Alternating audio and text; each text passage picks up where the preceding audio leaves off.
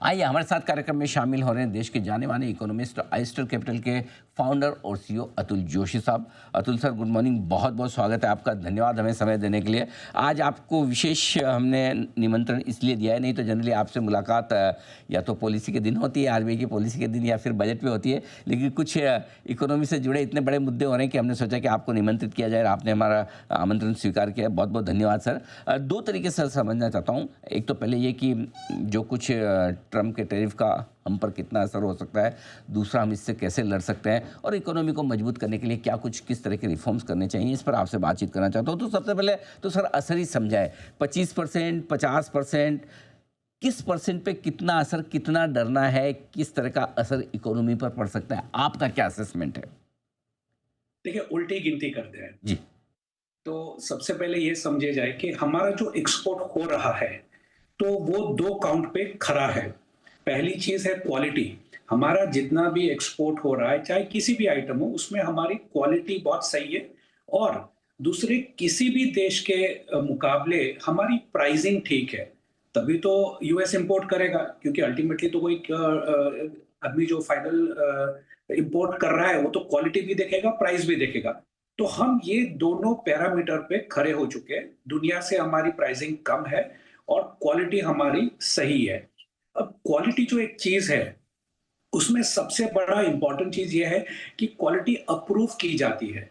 हमारे जो प्रोडक्ट है, उसके अंदर क्या इनपुट्स गए, उसकी क्वालिटी कैसी है। जैसे कि आप मान लीजिए कि कोई टेक्सटाइल की आइटम है, तो उसमें ना सिर्फ कि कौन-सा मटेरियल कॉटन यूज़ किया, तो कौन-सा कॉटन यूज़ किया या पॉलिएस्टर यूज़ किया, वूल यूज़ किया, क्या यूज़ किया है, लेकिन उसकी डाइज़, कौन से कलर की डाई है, कौन सी क्वालिटी की डाई है, ऑर्गेनिक है, इनऑर्गेनिक है, वो सारा चीज़ एक अप्रूव करने की प्रोसेस रहती है।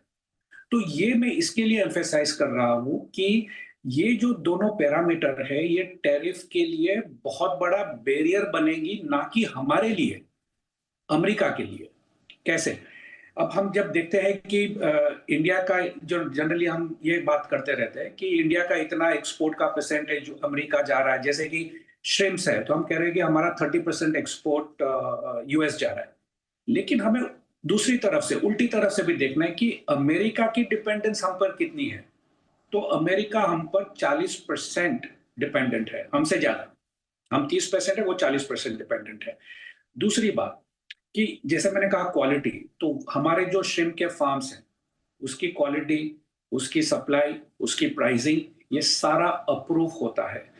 तो ऐसा नहीं है कि रातों-रात जैसे टैरिफ बढ़ गई कि भई आप वियतनाम के पास चले गए, चाइना के पास चले गए, वैसा नहीं होता है।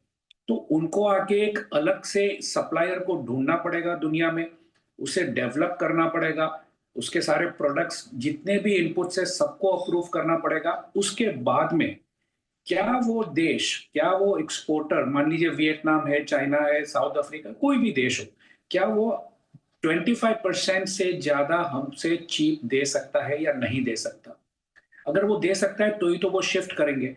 तो अगले 6 महीने से लेके 3 साल तक, डिपेंडिंग अपॉन कौन-सी कमोडिटी है, रिप्लेसमेंट का कोई सवाल नहीं है। जैसे कि मैं श्रिम्प्स की बात कर रहा था, तो श्रिम्प के फार्म्स डेवलप करने के लिए लगभग-लगभग 2 से 3 साल लग जाते हैं। तो यूएस इमीडिएटली ऐसा नहीं है कि आज से चलो टैरिफ लग गया तो हमने बंद कर दिया, वो नहीं होने वाला। तो इसकी इम्पैक्ट अल्टीमेटली यूएस कंज्यूमर के ऊपर पड़ेगी, यूएस इन्फ्लेशन के ऊपर पड़ेगी। आप दूसरा एग्जांपल देख लीजिए बेड लिनेन का।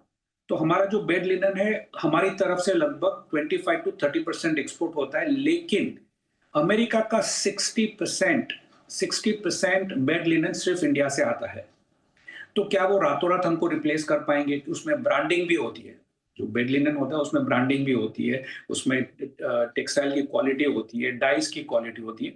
रातों-रात उसको आप रिप्लेस नहीं कर सकते। लोग कहते हैं कि चाइना के पास चले जाएँगे, नहीं। बेड लिनेन की एक्सेस कैपेसिटी होनी चाहिए वहाँ पे, उसकी मशीनरी मैन्युफैक्चरिंग, वो भी एक इनपुट होता है। तो क्या बेड लिनेन बनाने वाली कंपनी की मशीनरी अवेलेबल है? नहीं है। तो काफ़ी सारी ऐसी चीज़ें हैं जो आइटम टू आइटम अगर हम देखें, तो बाय एंड लार्ज ये उभर के आ रहा है कि अगले 6 महीने में कोई ज़्यादा इम्पैक्ट हम पर पड़ने वाला नहीं है। हाँ, इम्पैक्ट ये होगा जो ट्रेड स्ट्रैटेजीज़ होती है, नेगोशिएशन स्ट्रैटेजी, कि भई मैंने आपका माल अगले 1 महीने तक इंपोर्ट नहीं करना, मैंने शिपमेंट रुका के दिया है, निगोशिएट करने के लिए। बंद नहीं हो सकता। 6, 8 महीने, 12 महीने डिपेंडिंग अपॉन कौन-सी कमोडिटी है, ज़्यादा इम्पैक्ट नहीं आना। और जैसे मैंने दूसरी चीज़ कही थी, एक तो क्वालिटी, दूसरी प्राइस। ऑलरेडी हम 25% तो एब्ज़ॉर्ब कर रहे हैं, तो बच गया बाकी का 25%। तो वो 25% भी हम प्रॉफ़िट पे कर रहे हैं। हमारे एक्सपोर्टर 25% ड्यूटी पे करके, प्रॉफ़िट करके फिर एक्सपोर्ट कर रहे हैं। तो वो 25% का कुछ ना कुछ परसेंटेज तो एब्ज़ॉर्ब कर लेंगे। बाकी का जो बचा वही इश्यू है। तो उसमें क्या हो सके, जैसे कि गवर्नमेंट ने ऑलरेडी जीएसटी के ऊपर कुछ-कुछ अनाउंसमेंट्स करने की बात कही है, तो कहीं न कहीं वो एडजस्ट हो जाएगा। ज़्यादा इम्पैक्ट मुझे नहीं दिख रहा इंडिया के लिए।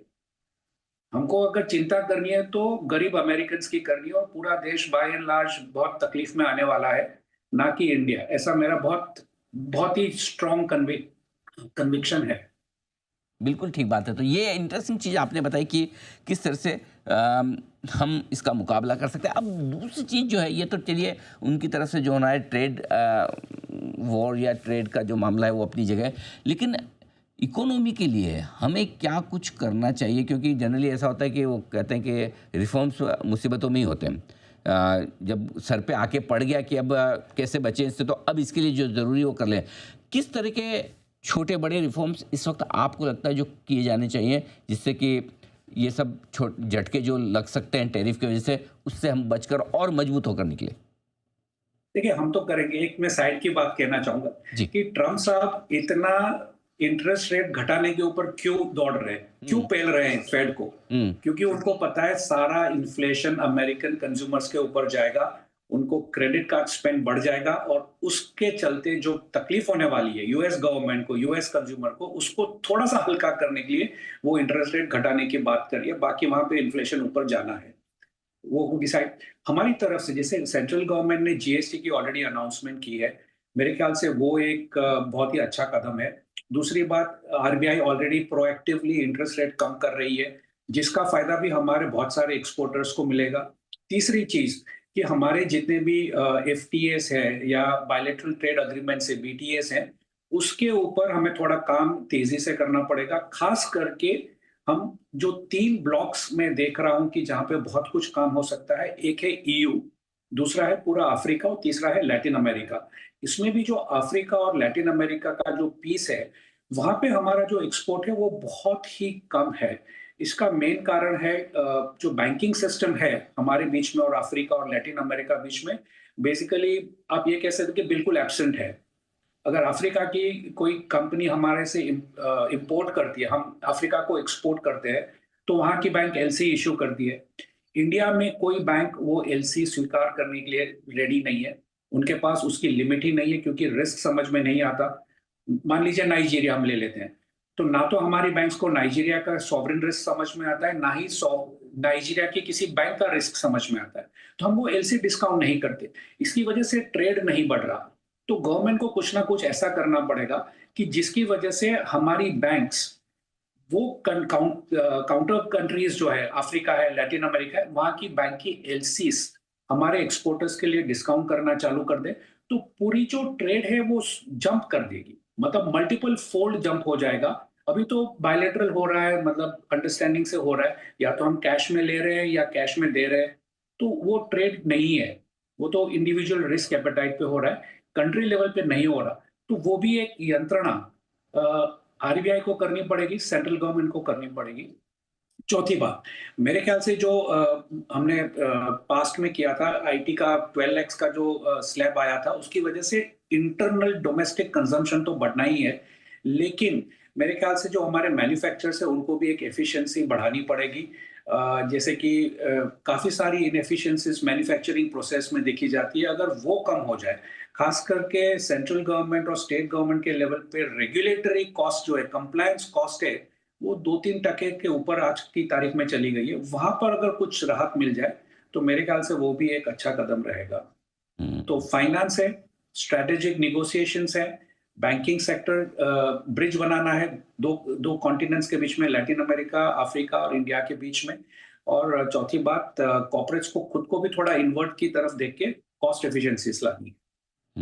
तो ये कुछ बड़ी इंटरेस्टिंग चीज़ें हैं जो आप अभी अगर लागू करें रिफॉर्म्स के तौर पर तो काफ़ी कुछ उसका फ़ायदा मिल सकता है। सर बहुत बहुत धन्यवाद आपका, आपने समय दिया और विस्तार से बताया कि इकोनॉमी की मजबूती के लिए क्या कुछ इस वक्त करने की ज़रूरत है।